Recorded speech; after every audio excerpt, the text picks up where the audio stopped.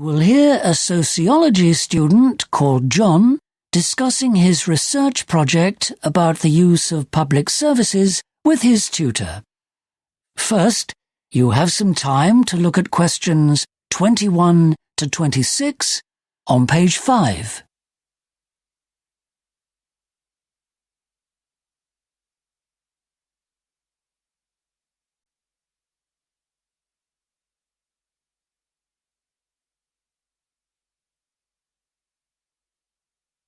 Now listen carefully and answer questions 21 to 26. Hello, John. Come in and sit down. You're here to discuss your research project, are you? Yes, I've more or less decided what to do, but I'd like your opinion. Fine. You've chosen a topic? Yes.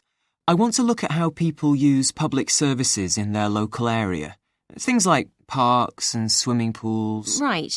Well, the kind of information you'll get is very useful for town planning, of course. Do you have a special interest in public services? Not really.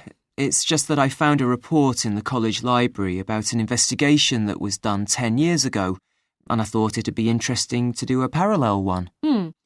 10 years is a relatively short space of time. What do you expect to find? Do you think things will be more or less the same as before? I think there'll be some differences.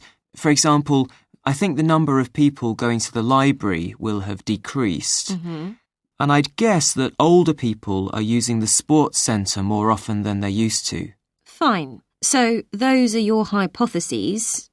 Now, what sort of data are you going to use? I was thinking of using official records from the management or the local council and analysing them. They should be easy to obtain. I don't think that sort of information would be confidential. Yes, you're probably right.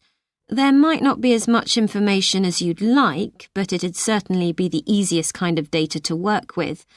But have you considered using a questionnaire as well? It's okay to get data from more than one source? Absolutely. It's a bonus. You've already done the module on questionnaire design, haven't you? And it'll be good to get experience, because next year you'll have to do something similar for your final dissertation, on a bigger scale. Okay. And what are the variables you'll be looking at? Are you going to look at people's level of education? Whether they have a degree, for example? I hadn't planned to. Do you think I should? Well, you might see some interesting patterns. Okay. And that'll tie in nicely with my plans to analyse the kind of work people do. What about the size of your sample? Have you got any thoughts on the number of questionnaires you might send out? The previous study surveyed 120 people. I don't think I can really analyse more than 50 working by myself, so I should probably distribute about 80 questionnaires altogether to allow for wastage. Do you think that's enough? Definitely. I know that your project guidelines recommend a minimum of 100, but that's an ideal number, and you're working by yourself. And anyway, this assignment is mainly about giving you practice in research methods. Right.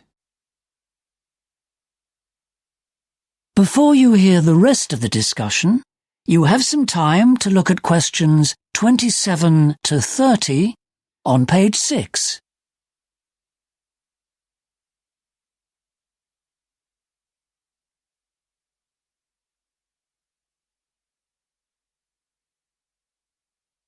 Now listen and answer questions 27 to 30.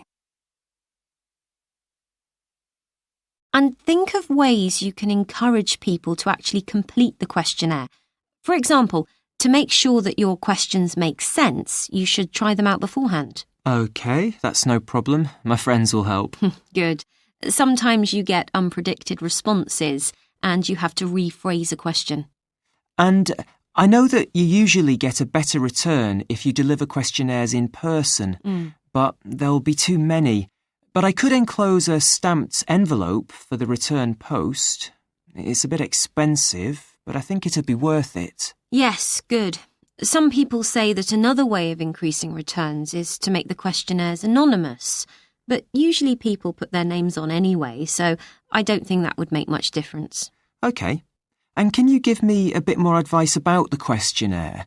Would it be a good idea to have a short paragraph at the top explaining what I'm doing and why? Definitely. And don't forget, you'll need to get a bit of information about your subjects, what age group they're in, and perhaps how long they've lived in the area.